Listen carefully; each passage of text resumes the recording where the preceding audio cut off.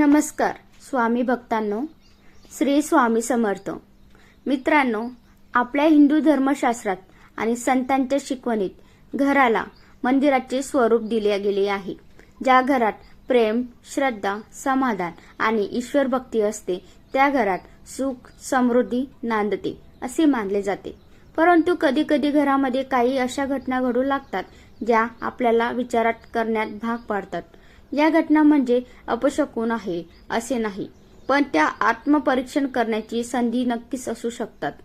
आज आपण अशाच 5 चिन्हांबद्दल आणि धार्मिक दृष्टिकोनातून जाणून घेणार आहोत. पहिले चिन्ह असे की घरात सतत भांडणे होणे. मित्रांनो, प्रत्येक घरात छोटे मोठे वाद होतात, पण जर कोणतेही ठोस कारण नसताना सतत भांडणे, कटुता, राग आणि अशांतता वाढत असेल तर ते घरातील सकारात्मक वातावरण कमी झाल्याचे लक्षण मानले जाते. धर्मशास्त्रानुसार ज्या घरात सतत कलह असतो तेथे मनशांती कमी होते. म्हणून कुटुंबातील सदस्यांनी एकमेकांना समजून घेणे, रागावर नियंत्रण ठेवणे आणि दररोज काही वेळ नामस्मरण करणे अत्यंत महत्त्वाचे आहे. दुसरे चिन्ह आहे देवपूजेत मन न लागणे. पूर्वी नियमित पूजा, जप, आरती करणाऱ्या व्यक्तींचे अचानक भक्तीमधून मन उडून लागले, सतत आळस येणे किंवा देवासमोर बसण्याची इच्छा न होणे याकडेही आत्मपरीक्षणाच्या दृष्टीचे पाहिले जाऊ शकते. अनेक संतांनी सांगितले आहे की मनावर ताण, चिंता किंवा नकारात्मक विचारांचा प्रभाव पडल्यास भक्तीमध्येही अडथळे येऊ लागतात. अशा वेळी स्वतःला दोष न देता शांतपणे प्रार्थना करत राहावी. तिसरे चिन्ह घरातील सदस्य सतत तणावात असणे.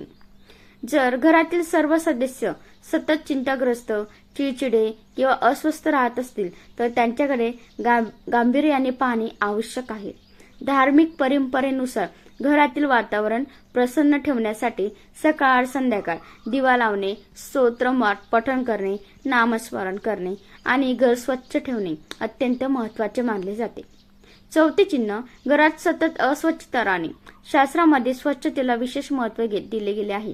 ज्या घरात स्वच्छता, सुवास आणि पवित्रता असते तेथे सकारात्मकता ऊर्जा वाढते असे मानले जाते. म्हणून घर स्वच्छ, नीटनेटके आणि प्रसन्न ठेवण्याचा प्रयत्न करावा.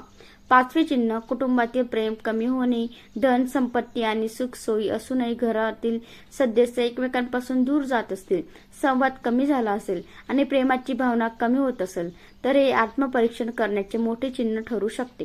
कारण घर हे केवळ विटा आणि सिमेंटने बनलेले नसते, तर प्रेम, विश्वास आणि आपुलकीने ते टिकून असते. स्वामी समर्थांची शिकवण. स्वामी समर्थ नेहमी सांगतात की कोणतेही संकट आले तरी घाबरून जाऊ नका. श्रद्धा, संयम, नामस्मरण आणि सकर्म यांच्या बळावर प्रत्येक संकटावर मात करणे. भिवू नकोस, मी तुझ्या पाठीशी आहे. म्हणून मित्रांनो, हे चिन्ह दिसली तर घाबरून जाऊ नका. उलट आपल्या वर्तनाचा, विचाराचा आणि घरातील वातावरणाचा विचार करा. जर तुम्हाला हा व्हिडिओ